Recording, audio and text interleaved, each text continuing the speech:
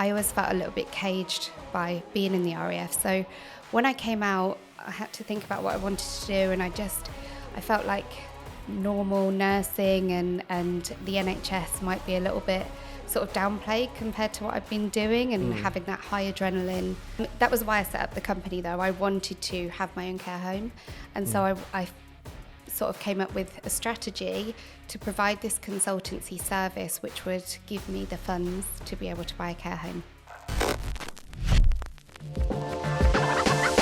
Hi everyone, you're listening to the Unrelenting Drive podcast, and before we get into today's episode, I just wanted to let you know I started this podcast because over the years I've had hundreds of the most inspiring conversations of my life with small business owners, and they really helped me grow and scale my own business and get my mindset right even when times were really tough. I wanted to capture those conversations and make them available to other small business owners who are following in my footsteps, and I've just got a small request. If you enjoy this episode, if you find it really inspiring, if you find it helps you in your own business, then please just like it and subscribe to our YouTube channel. The more subscribers we get, the more we can invest in making the podcast better. So enjoy the episode. Hi everyone, it's Nishi and you're watching the Unrelenting Drive podcast. Today I'm absolutely delighted to be joined by Sam Styles-Hudson from Ethos Nursing. Sam, thank you so much for joining us. Thank you. Excellent. And if you could just briefly explain to the audience what you do. So Ethos Nursing, it started in 2014, and we support nursing homes, care in the community, any sort of private healthcare industry to sort of turn their standards around if they're really struggling to meet their CQC inspections or their local authority contractual standards, or if they have any safeguarding issues going on, or even if they just want to increase their revenue or do any sort of turnaround of their healthcare service. We have consultants that go in and give them that expert advice to be able to sort of stand on their own feet and make it a really thriving, successful business. Amazing. So it almost sounds like you're a business or profitability coach for care homes. Yeah, that is definitely something that we offer. It's and what kind of areas do you cover? Like, is it done remotely, or do you actually go in and? Nearly all of it is done on site. So we go to the care homes, we see exactly what's going on, we complete full audits of the services. Now it depends what people want. It might be that they have issues with meeting those standards, so we do a full audit of the service, the care, the delivery, or it might be just the business owners that need some help with their income or increasing that revenue or saleability of the service. So then we could potentially look at it remotely, but we nearly always go into the service and see what it's like and how they can improve it. Sam, that's absolutely amazing. So I've known you for a little while now. I guess we met on social media, really. Yes, we did. And like I meet many people these days. And you've got a really interesting sort of background, because you used to be in the RAF, didn't you? I did, yes. As soon as I finished my nursing qualification, I joined the Royal Air Force. So literally within weeks of qualifying, I joined up and did my basic training. And from there, I was an aeromedical evacuation nurse. So that involves repatriating people, bringing them back from Afghanistan, Cyprus, Falklands, anywhere really that people need to come home from that are either very unwell or have been injured. So I've completed tours of Afghanistan. I've been to the Falklands, to Ascension Islands. Wow. So that was what I did when I was deployed. When I was back home, stationed at RAF Wittering, I specialised in intensive care and high dependency, so very clinically driven and lots of experience. Those places gave me the best nursing experience in the world. So I can imagine under some very challenging circumstances. Very, very challenging, yes. So whilst in Afghanistan, it was the flights home, but we'd do it on a sort of weekly cycle. So we would do flights home and then back again. But then the following week we would do the helicopter, actually picking people up. Oh, in the Chinook. And we did quite a few different helicopters.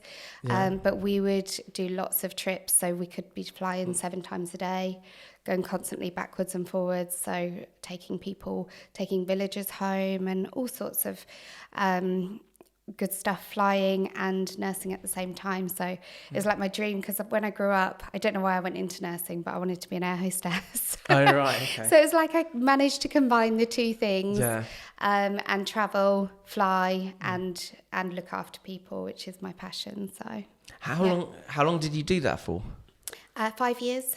Wow, okay. And I guess, and were you doing tours in Afghanistan the whole time? So most of the time was at home, but as part of my role, it was flying around. So, whilst I was at home, I was in normal hospitals doing intensive care work. So it's kind of the best of both. You're almost in the NHS, but also, doing the exciting bit with the military as well.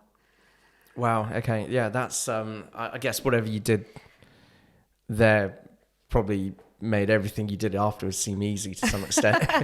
I think that was what sort of catapulted me into this sort of career, in a very strange way. Because when I came back, I thought, or when I was leaving the Air Force, because I wanted to start a family, and I just thought, that's not the life that I want to lead. I don't want to be traveling, and I always felt quite confined in the military as well. I felt very restricted by the rules. I always felt like I was capable of a little bit more.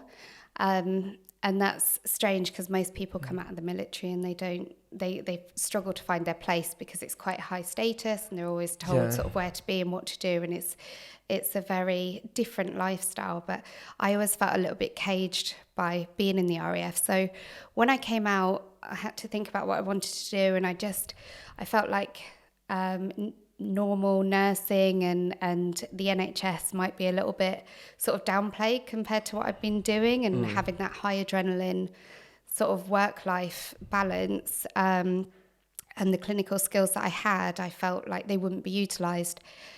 So I went into care homes, and I just think, I don't know why I did that, because actually they're probably more docile than being in the NHS. But somewhere along the lines, I felt that care homes was the place for me to be, and it kind of allowed me to get that niche, and to look and to do nursing in a completely different perspective. And from there, I was very quickly sort of promoted through the ranks of a home. So I started off as a clinical lead, and then I was promoted to deputy manager, then crisis manager, then home manager, and then I've been moved around constantly between homes to sort them out. And so when I had my first child, I thought, I think I could do this for myself, and help out lots of homes, and not just the one or two that are within this company. So that was what kind of started the thoughts. But that's absolutely amazing. But at that point, you probably had a choice as well, because you could have gone and bought your own care home, perhaps. If I'd have had the finances, maybe. It's a huge responsibility. It's quite a difficult industry to be in. Regulation, it's second only to nuclear power. Okay. So it's a very, very difficult industry to be in. But obviously, I'm very comfortable with regulation. I'm very happy to tell other people what to do.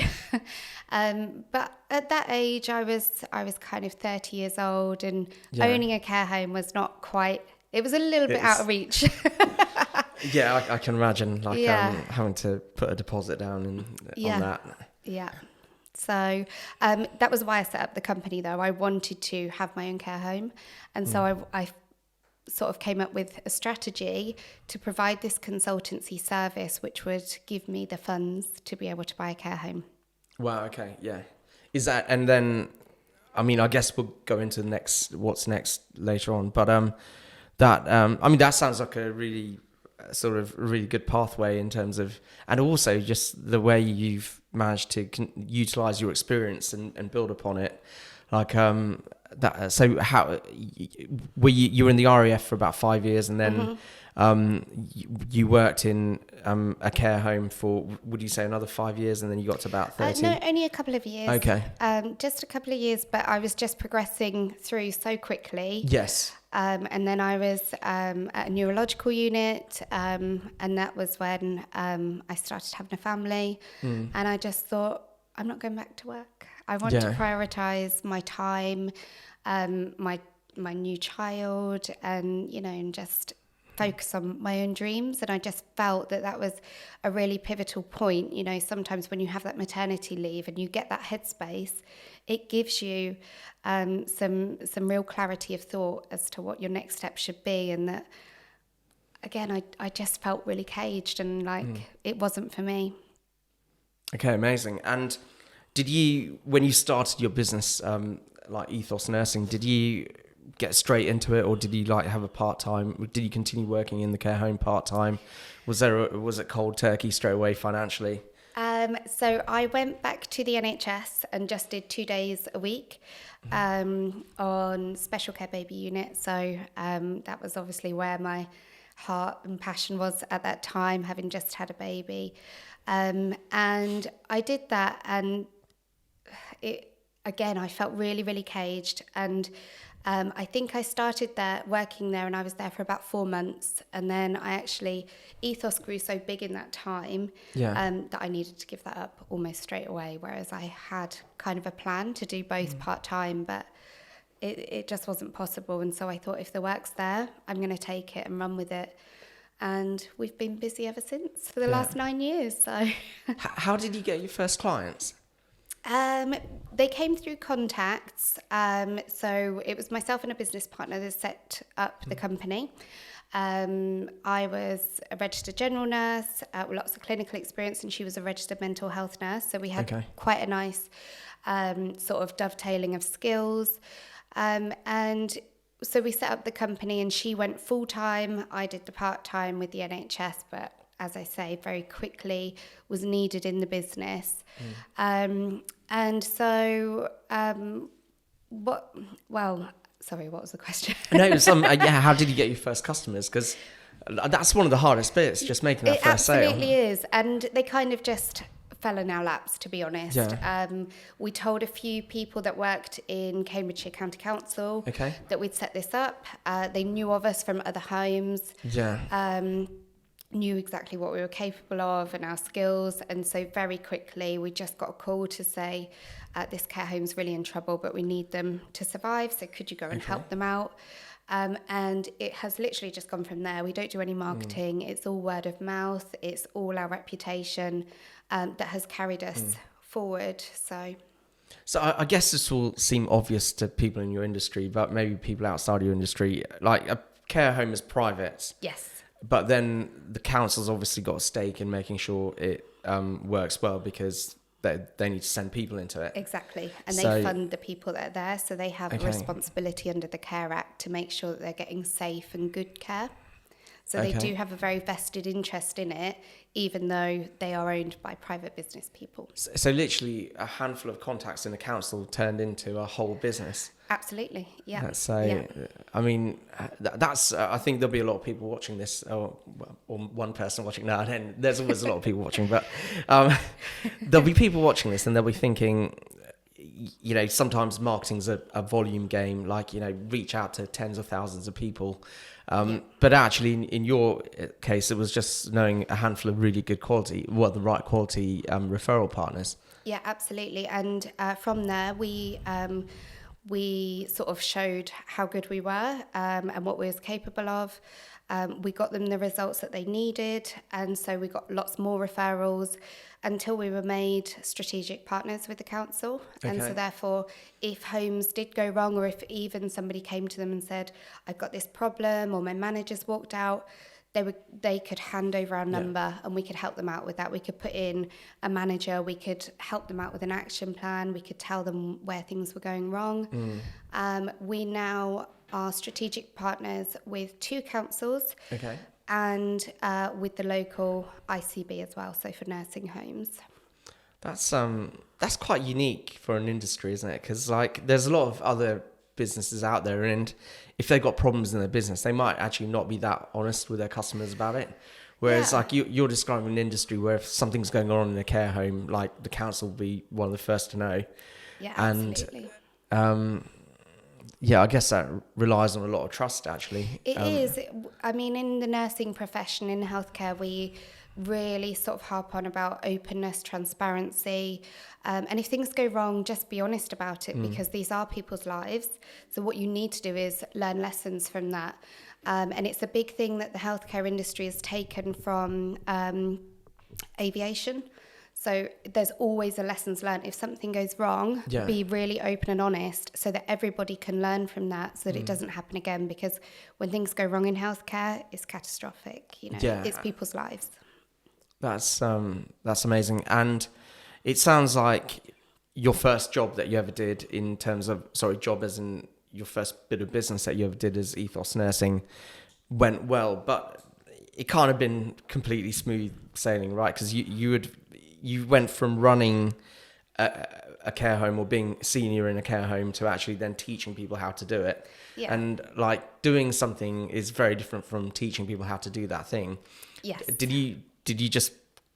Did you have loads of like processes and stuff worked out before you'd even got your first job, or did you wing it? Just winged it. Absolutely winged it.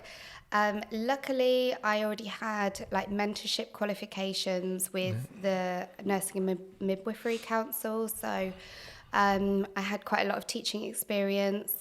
I did later, once I had my second child, during my maternity leave, I did my teaching qualification as well, so that we could add that as a service that we offer. Okay. So not only can we do the nursing aspect, the management aspect, but we can do teaching and training as well, and competency assessment. So it was okay.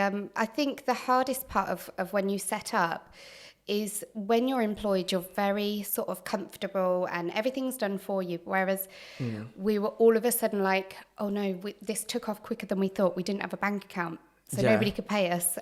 So it was like very rushed to try and get those sort of things in place, and to know what we was doing with tax and how to set up limited companies. Yeah. It all just took off really quickly. So I think that was probably the hardest thing. Oh, amazing. Yeah. So, okay. All right. So, and you started Ethos Nursing, was that 2015? 2014. Okay, excellent. And if you don't mind me asking, do you and your partner still work together? No, we don't. We have a very good relationship. During COVID or just before COVID hit, we wanted to take the business in different directions. And obviously it was a very stressful time, particularly in healthcare. And so we decided that it was a good time to kind of make those changes and pursue our own passions and dreams. So I bought her out just as COVID hit, which was a difficult time for everybody. I can imagine, but it must have been way harder for your industry than many others. It was very, very difficult. Care homes went into lockdown before anyone else in the country. So I think from about the February, they had the heads up and all of their doors were completely locked to external people. So it took a little bit of sort of thinking about to really get the business back on its feet. There was no income. Myself, as a limited company, I wasn't entitled to anything either. So it was a very tricky time. We couldn't get into the homes. So I took a few weeks to think about it and do the homeschooling thing. And then I thought, no, this is not for me. And so I came up with a bit of a different game plan. First of all, I started by offering a kind of track and trace service to domiciliary care, so people that go out and visit people in their homes and provide care to them. So that was way before the government had introduced that. But we would look at if a carer had COVID, sort of where had they been, who was at risk, how we could then utilise different staff. And I did that for a few companies that were in the area that I was already looking after. So we did that. I then advertised just very, very locally, or to the customers that I already had. Policies relating to COVID, everybody had to have policies in place, the PPE sourced, and also they needed protocols if people were to go off sick, if there wasn't the staffing, and they had to have business continuity plans in place very, very quickly. So I started writing those for people. As COVID went on and on and on, I found a bit of a niche by offering training. So care homes have to have mandatory training every year, but obviously with the lockdown status of them, nobody could get in to do that. Yeah. So I launched a series of online webinars so that staff could still get their training and still provide safe and good care to people. It was a really big problem in the homes because the nurses, I mean, we already have a shortage of like 43,000 nurses in the UK. But with COVID hitting, we lost so many nurses from the care home industries. They all went back to the NHS to help in the war against COVID. They went back to intensive care, which I did as well. I did a few shifts in intensive care just to help out and to refresh my skills. But they also joined all the track and trace and the vaccination programme. So the nursing homes and care homes were hit really, really hard because all of a sudden they didn't have those nurses above them to give them that clinical guidance. And they were locked down to any people coming in to give them training. So I found kind of that gap in the market and offered these sort of clinical webinars that helped them with skills that would enable carers to step into that nursing role a little bit, to give them that knowledge and skill, just to bridge that gap until we got some nurses back, and just to upskill them, make them feel confident in what they were needed to do at the time. All of a sudden, district nurses and GPs weren't coming into homes, and so they were having to give insulin, they were having to look after people's catheters, and, you know, they'd never had to do that before, so it was quite scary for them as well. Yeah. So just giving them that knowledge, and we was really lucky that one of the local councils picked up on it, and they ran a whole series of training, which were for the whole county, and we had hundreds of people turn up to those, so it was really successful. And that's how we got through COVID. Oh, wow, that's like the perfect story example of someone pivoting. Yeah. Because I guess, like, I mean, there was a recession in 2008, but that only seemed to last like 2 years, whereas the economy's been sick since like 2020 really. Yeah. And then now.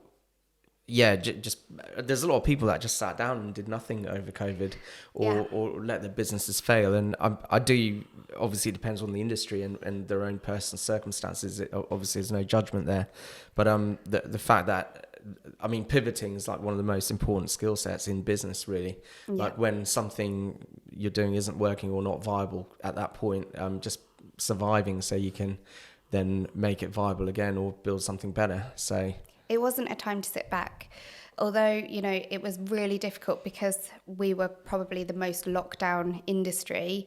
Yeah. We was also the industry that was at the front line of it and needed the most help. So, you know, nurses, healthcare assistants, everybody was really, really struggling during that time. And so it just wasn't a time that I could sit back and think, well, I'll spend this time at home and you know, if I survive, I survive. And it wasn't a case of that. It was, people need these services. Yeah. You know, I need to survive through this as well. But it was a difficult time, but luckily we made it through. Ethos Nursing did really well. Yeah. And it was another string to the bow as well. It was something that I probably wouldn't have done had COVID not hit. So, you know, it's about being able to think outside the box and constantly change your game plan. You have to be really versatile in business because things hit you from all angles and you never know where they're going to come, what part of the business they're going to hit, whether it's going to be financial or otherwise. You know, you've got to be agile with it. Yeah, I mean, that definitely makes sense. And you kind of mentioned like a lot of nurses were leaving the care sector and going back into the NHS.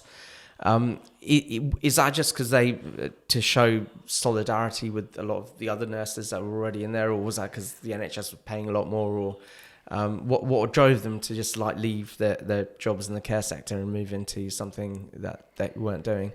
I think nurses, by their very nature, they just want to help. They just want to cure, and they hate suffering. So I think people with that level of skill and experience, they felt their calling back to go to hospital where people were actually dying, and they could make the biggest difference. In care homes, you have lots of elderly people and people that may be end of life already. So I think it was just for them, their calling was to go back to the NHS where they could make the most difference. And I think that's sort of really a part of their nature. Okay, amazing. Yeah. Do you do any, on a slightly different topic actually, do you do any marketing or anything at the moment, or is it all coming in through word of mouth? It's all word of mouth. We may look at marketing in the future, but at the moment we have lots going on. There's different ways that I want to take the business as well. So we don't do any marketing. We do advertise on carehome.co.uk, which is an industry specific website, but it is nearly all word of mouth and people knowing us through reputation. Excellent. And are you like fully booked out? Is there a waiting list to work with your team? There isn't a waiting list. If people are in need, then I can go out and help them, or I can bring in consultants that are experts, sort of from my area, or we can bring them in on a subcontract basis. So we're very aware that when things go wrong in a care home, they really go wrong, and there's lots of lives at stake. So we don't have waiting lists. When people need it, they need it right now, and it can be a case of life and death. So we have to act on that really quickly. People don't know that they're going to be in trouble 10 weeks down the line. So we've never operated a waiting list. We just sort of make it happen, always. Yeah. I mean, I think you kind of touched on it earlier, but like one of the care home owners contacting a council and saying, hey, my manager just quit. Yes. Is that like the biggest emergency that happens really in your industry or in your line of work? No, we have, I'd say the biggest ones are when there's abuse claims. Okay. And footage gets leaked to the media. Yeah. We've had quite a few of those. So when there's media involvement, obviously it's all eyes are on that service. Yeah. And people are at risk. So we have to get in there very, very quickly, find out what the problem is, try and investigate, do root cause analysis, and just make sure that everybody else is protected, because it can be, it could be staff members, it could be their processes. It could be that they've not got enough finance in to pay for things that they need that have actually caused a risk to people. So we have to sort those out very, very quickly. Okay.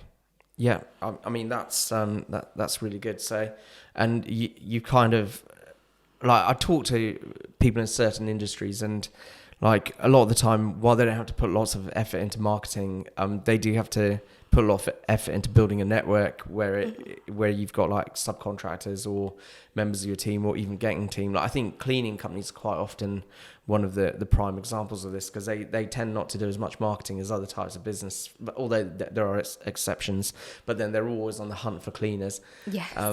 So it sounds like you've built like a really broad like network of consultants that can come in and help, which is good, because then you don't have those. I guess a big part of your reputation is then your ability to just react quickly. Yeah, absolutely. It is. Last week we had a service in Cumbria that really needed help, and it's just too far for any of the Ethos staff. So it's very difficult. Sometimes we have to sort of move heaven and earth and try and get the right people in. But making sure that they are the right person, that they have the qualifications, because they work under the banner of Ethos. So making sure that we can do that, but effectively. How do you manage that? Like in terms of all these subcontractors that you're involved in, I mean, the qualification bit's probably easier, isn't it? Because you can just check a certificate or an online directory. But how do you make sure they're aligned in terms of culture, for example? I think it's really clear to have your visions and values set out, your mission statement. We are very different from a lot of other consultancy companies. So a lot of people set up consultancy if they've been an inspector or they've been a home manager and they kind of want that next step and want to be self-employed. With Ethos Nursing, we're quite different to inspectors. So a lot of those people will go in and just tell them what's going wrong and don't do this and you shouldn't be doing that. Whereas we go in and they are obviously really have their backs up against the wall. They need things doing very quickly. So we go in and we actually get our hands dirty and start doing it for them. So if they knew how to do it themselves, they wouldn't be in that situation. So we actually get in there, we identify what's wrong, but we don't do any of this sort of bashing about the head. We just get on with it and show them what needs to be done. But we will start that process. We'll give them templates, documents. We'll go through a few with them and then we'll sort of allocate it out. We'll do little team training sessions with us guiding them and mentoring them. We can put in clinical lead nurses, we can put in interim managers that just kind of provide that leadership to the team. And so not only are they experts in the regulations and the standards that they need to meet, but they also have that leadership, which is often lacking in a care home or in any business that's not doing very well. It often comes down to that leadership at the top. So we just get straight on and do it. We have a team. We have lots of resources that we can pull upon. We have lots of different skills and experience in the team so that people can sort of just drop in if they need to. But for us, it's about showing them how to do it and even doing it for them if they need that doing. And then later on down the line, when things are a bit more settled, nobody is at risk, we can then do all the teaching and training and get that team working really effectively on their own. Okay, amazing. Yeah. And I mean, that's a really good insight into Ethos Nursing and well, I guess your ethos. What would you say is the most important quality a managing director has to have in a business? I think you have to have very, very broad shoulders. There's lots of knockbacks in business. You have to be very resilient, but you have to be really clued up as well. People do just wing it, and I was very lucky that I winged it to start with, but then you have to get clever about it. You have to learn your industry standards. You have to learn how tax efficiency works. You have to learn marketing. You have to learn how to manage teams. It is a very versatile role, and you do need that knowledge. So if you don't want to do it yourself, then you need to subcontract it out and get the experts to do it, because you are everything to everyone. I always find that, I mean, we've worked with hundreds of businesses over the years, but I always find that a good managing director, I mean, there's a whole other conversation about the difference between an entrepreneur and managing director, but yes. A good managing director, in my opinion, they're that jack of all trades. Yep. Because I've seen so many businesses fail in the past where you've got someone running it who's just good at this one thing, and then they'll go and try and get experts in to help them with everything else. And theoretically, while that's good, you can't, if you don't know even the basics about a certain thing, you can't really tell who's fleecing you and who's actually legitimately trying to help your business. Yeah, absolutely. And I guess even when you're recruiting a role, let's say you need SEO in your business and you need to recruit an SEO person or a marketing person, you've got to have that base level of knowledge to be able to ask the right questions in that interview in the first place. Yeah, definitely. And that's one of the biggest areas, I guess, business owners do struggle, because they think, but I mean, there's so much information on YouTube now. There is, yeah. And I have to say, I've wasted a lot of money on and a lot of effort in trying to train people in getting there. For me, I think sometimes it's really important to look at the expertise required for that role And, rather than training your own people to get there, if it's not something you need all the time, it can be done very quickly by experts in that field. So sometimes if you have the cash flow, I think it's really important to sort of outsource it and get professionals to do it. Things like marketing, I wouldn't have the time to really sort of learn the ways of marketing and develop a marketing plan, and then roll that out continuously, because I have a business to run and I have lots of other things that do need doing, whereas an expert could do that very easily, and not require all the training and experience that I would need just to do that role effectively or moderately. Yeah. And would you describe yourself as an entrepreneur or a managing director of your business? What's your job title? It's managing director. Okay. I'd like to think that I am progressing to be an entrepreneur. I'd love to have multiple businesses. Yeah. And I think that's the key difference. I think entrepreneurs are absolute business geniuses that, really can expand and look into lots of different businesses and turn their hand to those things, and they really have that creative genius streak. A managing director, I would certainly consider myself at the moment as an expert in my field in my business. I always think though it goes the other way around. Like people are entrepreneurs first, and then they have to learn to be that managing director. Yeah. Because all that excitement, energy, passion that helped you build your business, sometimes they can be all the things that stop you running your business. Definitely. I mean, it's not just with us. Like I noticed with a lot of clients actually, like it's almost like the entrepreneur bit is, people after a point in a business want a level of stability to some extent, and then knowing when to push forward and build the next thing and create the next thing. I think if you've got a huge team, it can be easier to keep launching products and launching the next thing. But a lot of the time, like, I did a video quite recently where I was talking about how when you're growing and scaling a business, it's you don't just want to be careful about burning yourself out. You want to be careful about burning your team out. Yep, absolutely. From my own experience, I've had to go through these phases of where I was the entrepreneur, and then when I was the managing director, and I said, and just consign myself to say, okay, well, for the next year or two, we are just going to have some stability. We're going to let the team rest up. We're going to just focus on our processes, and then that time, because we're almost 10 years old now, so I probably started my business around the same age you did. Yeah. Well, 2014 as well, actually.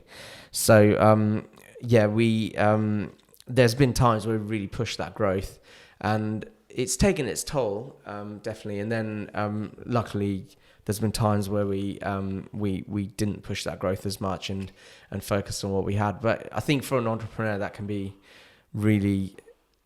quite hard, because when you're just used to growing, you almost staying steady almost seems like a failure. Yes.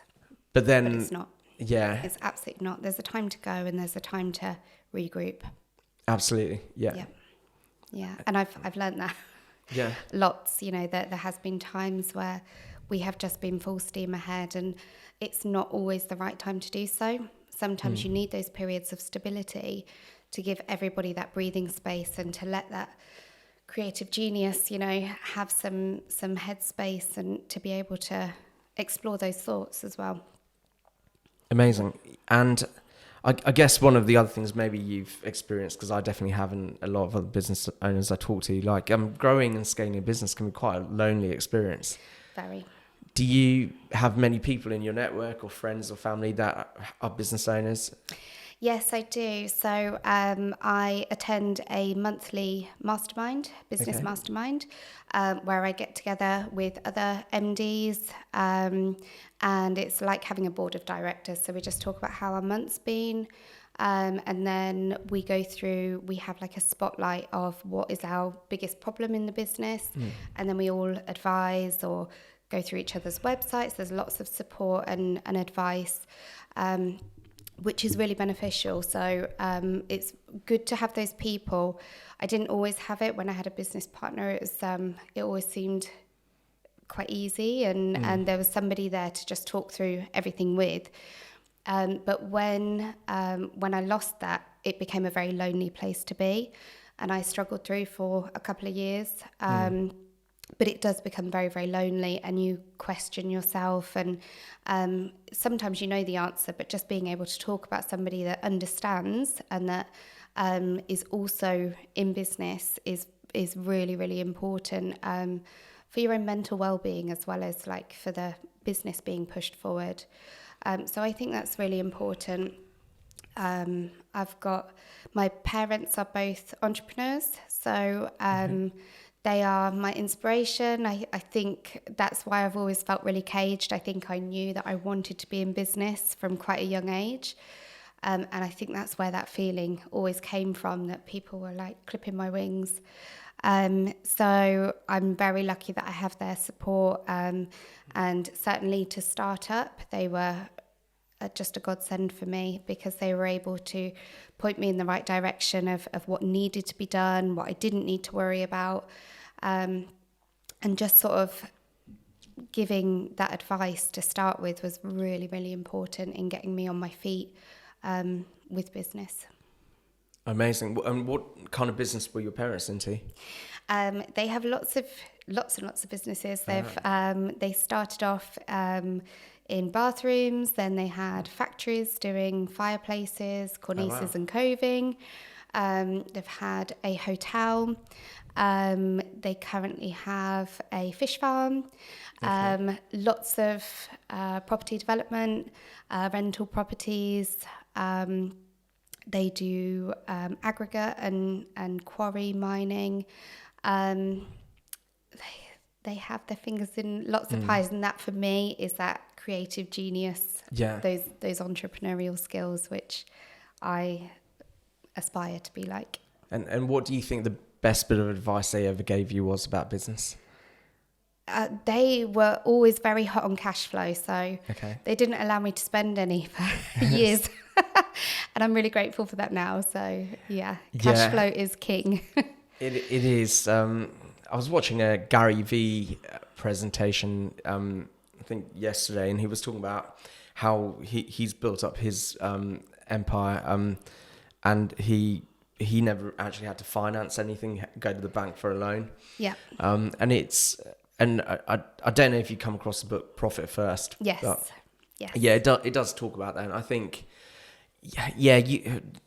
well, this is one of the hardest decisions to make as a business owner, like really, because like you do want to grow. Yes. And you're always umming and ahhing, like, do I just grow out of my profits and the money we've made in the business, or do I go get external funding and then do that? Because like you've got the external funding, but then it's expensive. Like you've got to pay those interest rates, but then you can hire your dream team overnight. You can have all your salespeople, you can have all your marketing people, but I think it always comes down to like the businesses I see that are quite successful.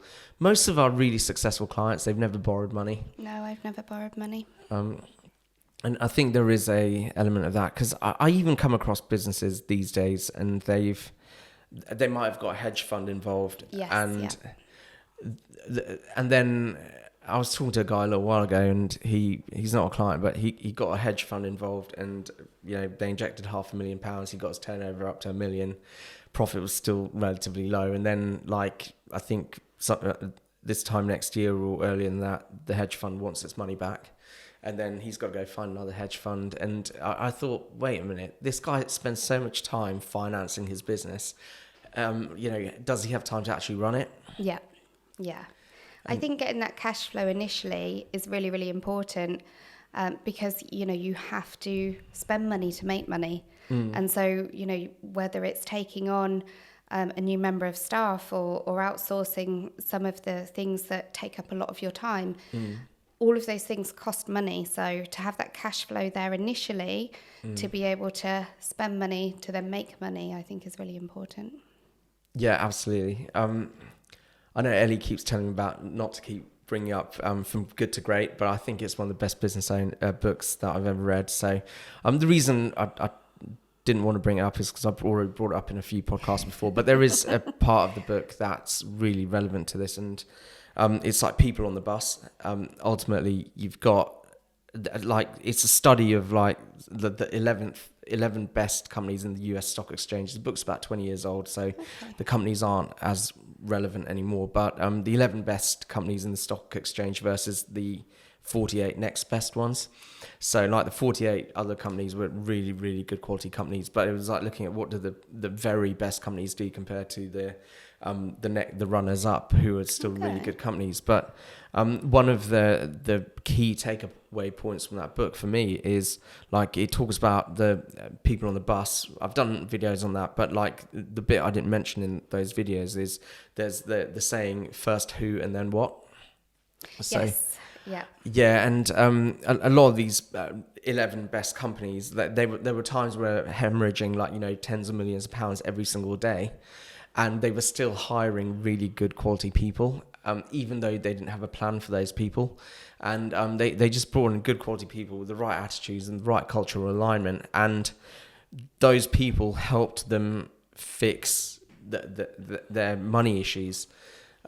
So I guess this is almost like a chicken or the egg scenario. Like if you've got money issues, do you hire or do you try and just tighten everything up and save? But I think sometimes having the right people, regardless of what it costs you, can... it can make or break your business. But then in that scenario, then I guess that's a really good argument for going out and borrowing money.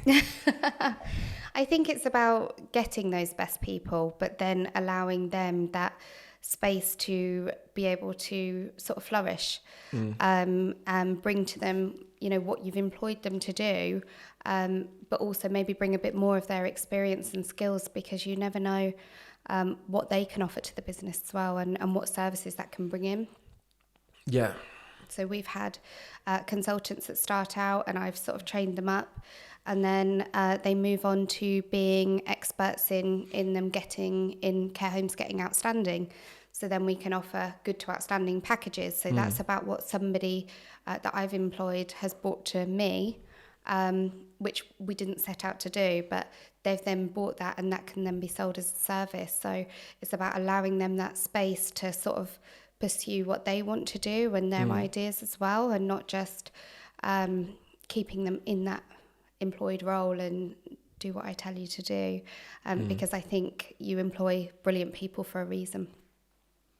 Yeah, I mean, otherwise you could just spend less money and get someone cheaper with less initiative. That you can mould, yeah. Yeah, absolutely. I agree with that. How challenging would you say getting the right people on board is for you? It is very challenging. We have a very small pond to fish in. Our consultants need to be experts in regulation, but they also need to have been previous home managers, and about half of our staff are also registered nurses. So we try and keep people as nurses and clinical experts, so we have that expertise to hand.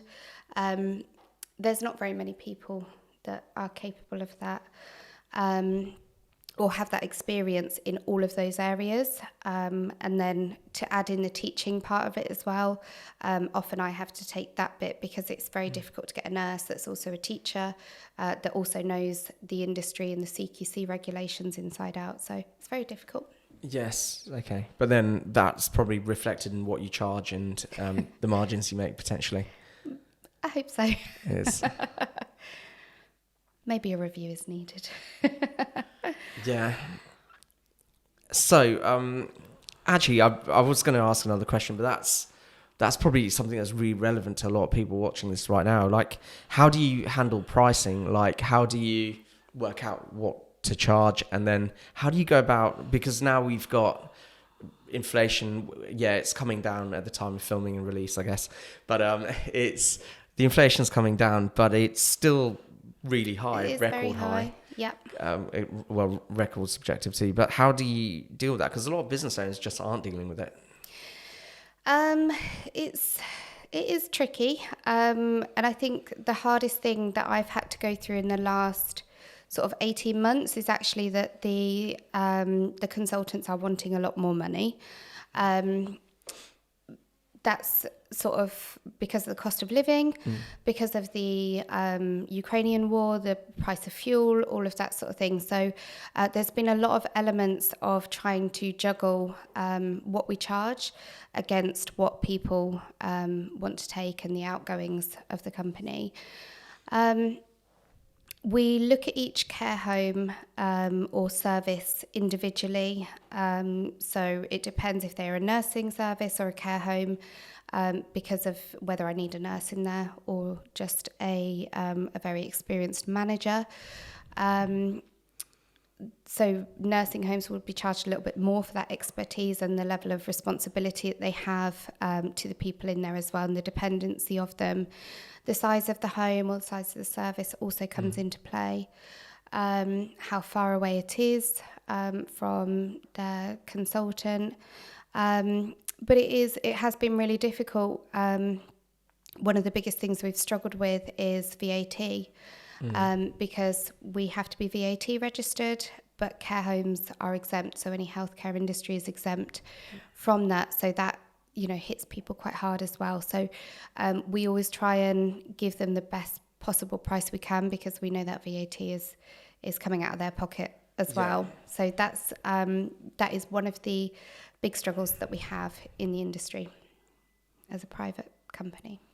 Okay, yeah. And do you spend a lot of your time quoting for jobs, or is it relatively straightforward? Do you have a price list or a menu? Or no, I just look at each one as it comes, look at what's needed, and kind of go from there, and look at what demand it will be, what the responsibility is like. If it's an interim manager post, then we have a lot of the responsibility, and if things go wrong, it's on us.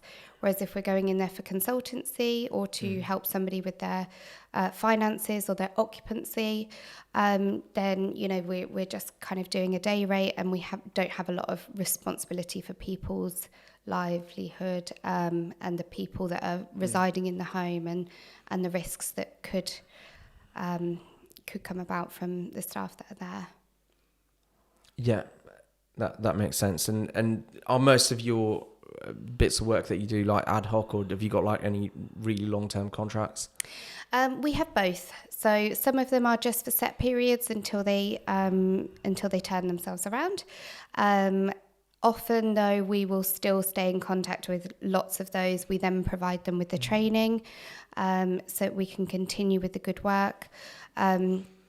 Nearly all of them will continue with mock inspections or audits or provider audits that the owners no longer want to do, or they don't have a background in healthcare. So us doing their audits for them gives them that quality assurance, and we can then go to them and tell them if things are going wrong, rather than them, CQC walking in and it being a case of their home being closed down because they've found these issues. So that's a really important tool and process that they can introduce, which just gives them a bit of a safety net and that expertise continuously.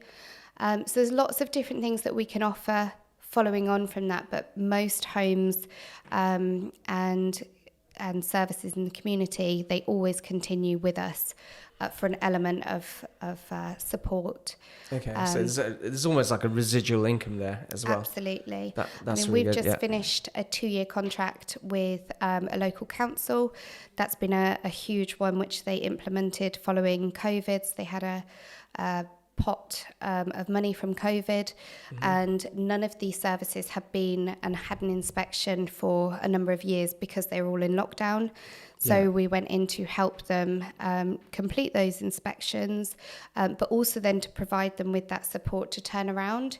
So they hadn't had training, they hadn't had inspections, no visitors were coming in, relatives that were picking them up on certain things. So we did a really important project with them that has gone on for 2 years in turning around not just one home, not just one private person that's phoned me, but every single home, care in the community, prison, housing service. We've turned them all around for the entire county. So improved their CQC ratings across their entire market significantly.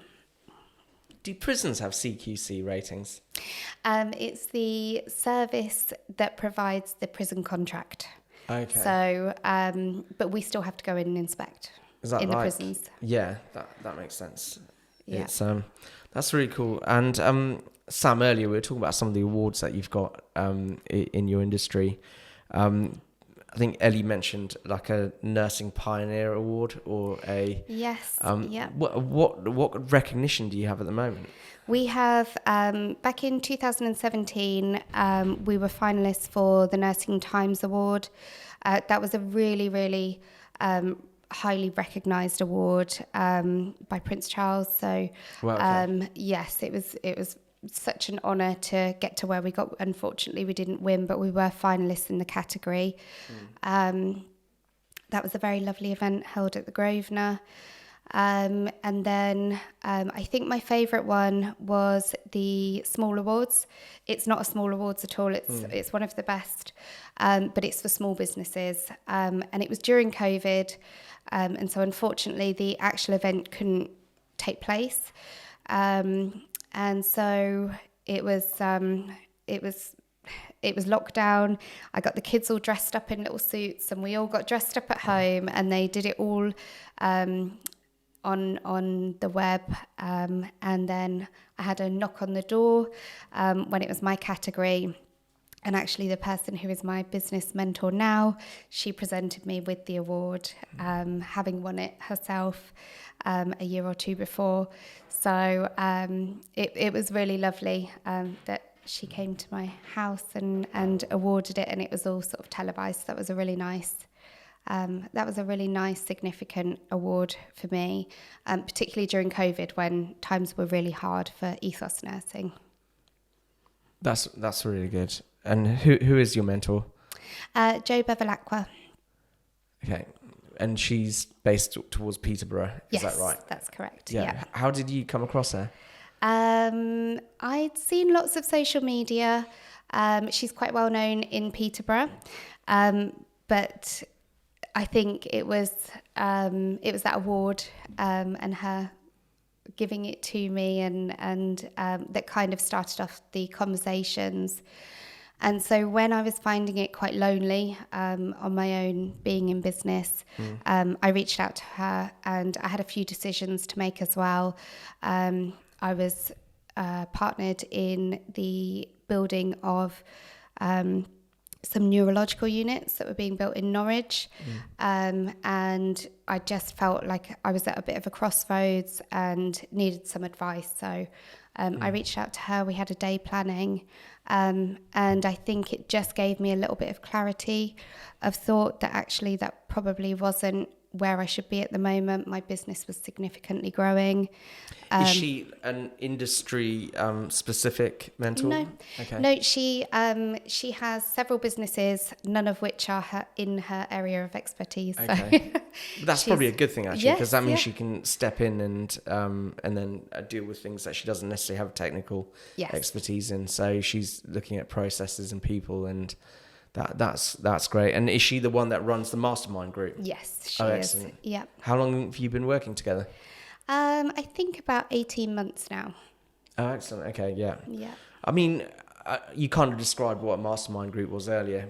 Would you recommend them to people? Or? Definitely, yes. I think having that support of your peers that know what you're going through is really, really important. It's all very well talking to people about what your struggles are, but when people are employed, they don't have the same stresses and strains as people that are in business. They have different stresses and strains. And so to get people that kind of understand what you're going through and are even just there to listen, and not advise even. Sometimes you just want people to listen. I think that makes a big, big difference. But I think you can get advice from anywhere. I constantly pick up the phone to my accountant and ask questions, and people's expertise is just so important, and they're always willing to help. So just tapping into anyone that you can find, I think, is a really positive thing, and taking that learning on board. I think you're raising a really good point, because actually we had Stephen Quinn on this podcast he was maybe guest number 6, and he was talking about the importance of asking the right questions. Actually, the challenge is most business owners just don't ask the right questions. Yeah. And I would say a lot of business owners just don't ask any questions. I think they see it as a sign of weakness. Potentially, or a knowledge gap, but it's not. I don't think it is. I think there's always learning to be had. And you might be the managing director, or you might be an expert in your area, but it doesn't mean that you know everything. And I don't think that should be viewed as a bad thing. I think constant learning and evolving and tapping into people that have different experiences is really important. Yeah, I mean, I also sometimes think, and I'm not trying to be negative or anything, but there is there's a lot of people in the business community that just expect to be spoon-fed information, and that can put them in a very risky or dangerous place, because actually most of the professionals you deal with, they're busy, so that the only way they're going to make time for you is if you go and ask them for that time. Definitely, yeah. But then when you do, then actually how they help you says a lot about them and their relationship with you. So I think there's, if someone's watching this and they're thinking, well, why hasn't someone told me this, or why hasn't this happened? What have they done to go out there and make it happen or build that relationship?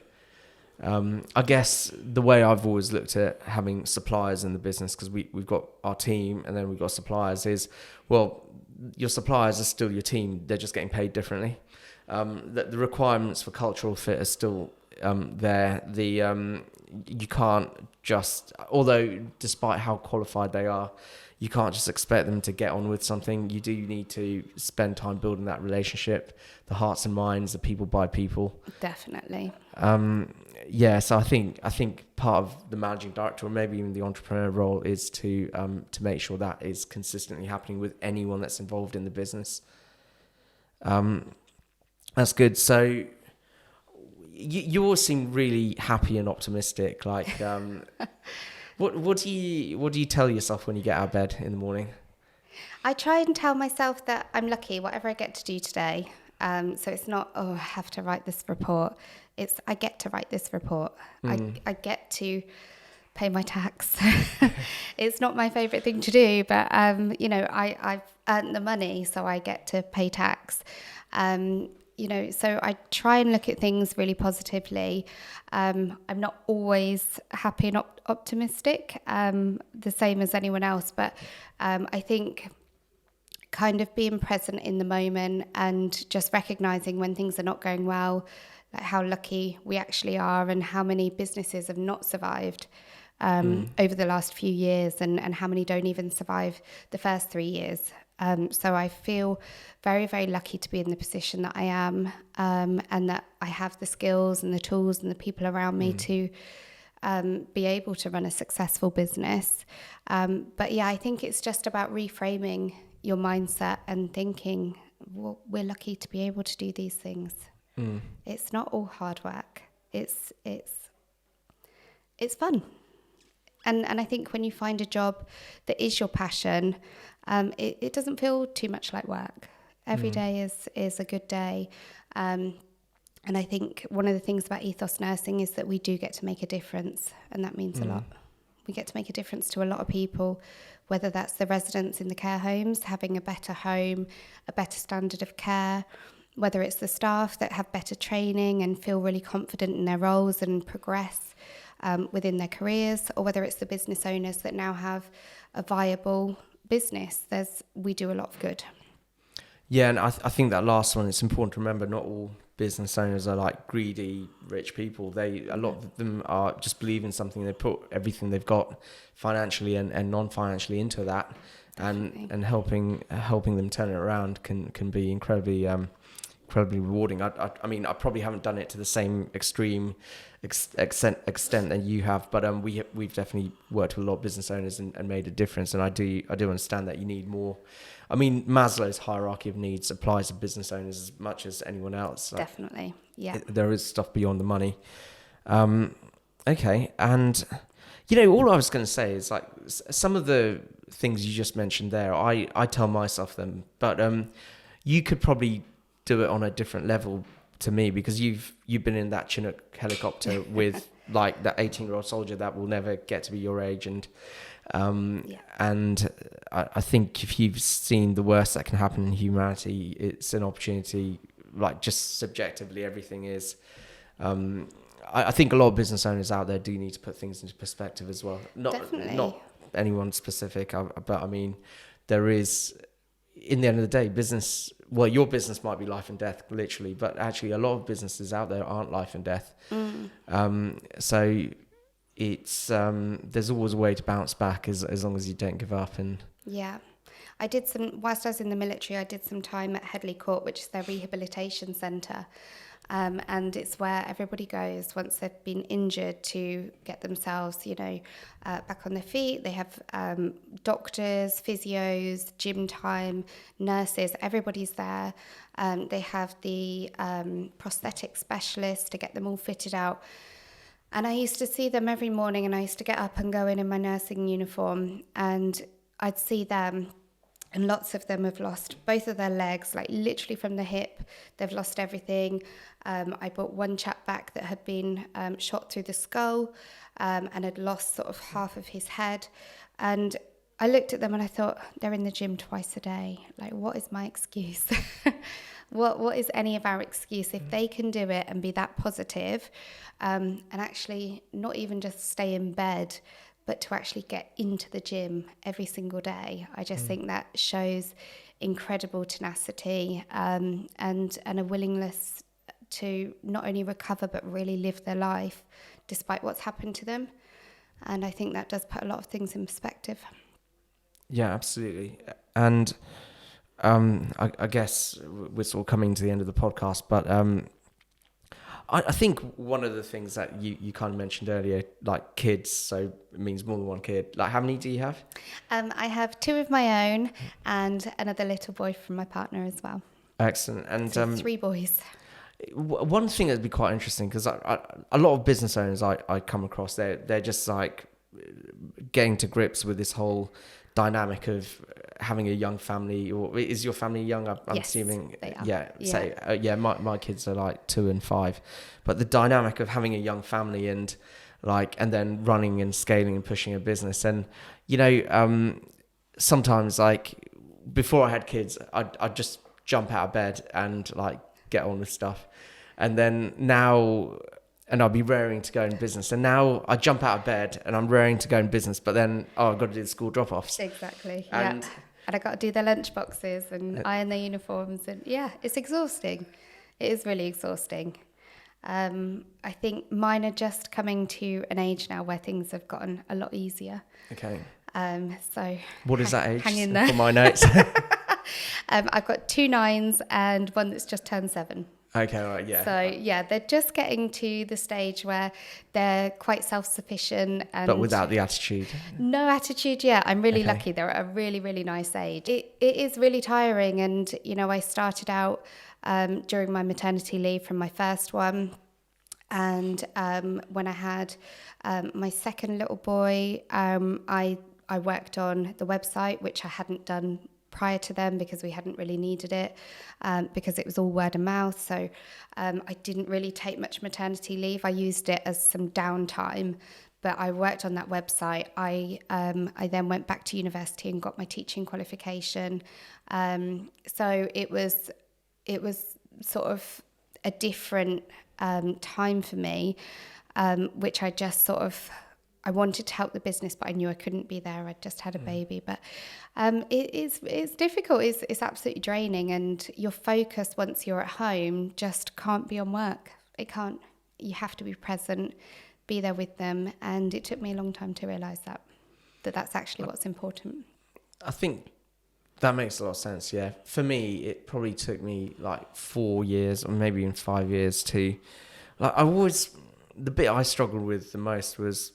You'd like have this like fast pace of thought at work, like you'd be on to the next project, you'd be doing the next campaign, and or helping a client deal with something, quite large numbers in their business and important decisions, and then you'd go home and I'd go home and I'd struggle to slow my mind down enough to handle a kid. Yeah.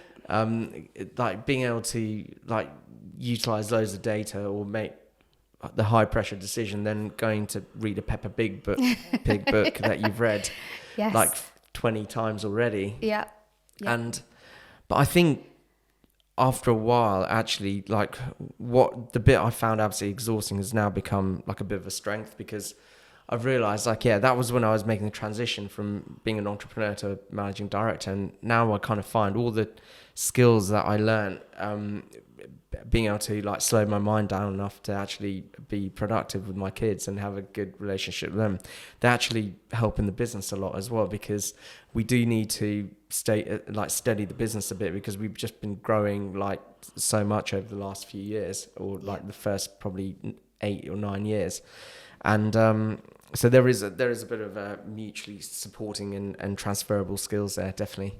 Yeah, I think so. And I think so many entrepreneurs have sort of traits of ADHD, where they've got that such an overactive mind, and they come up with all of these, creative ideas just from seeing something that they've passed on the way home. And it's very, very difficult to then not have that, or to not be able to sort of go ahead with it. I think before children, most of us would have been full steam ahead, and we didn't mind if we worked till midnight if we had something that was on our mind, and we wouldn't leave work at 5 o'clock. But I think it's about using that downtime to its advantage, to your advantage, to, really sort of treasure that time and think, I need to slow my mind down now, because we can't all go 110 miles an hour all of the time. So I think for me now, having got through the difficult part of business, where I'm now quite stable, and the difficult part of parenthood, I'm at that stage where I can recognise that, being there with them and slowing my mind for that time that I'm with them is really, really important.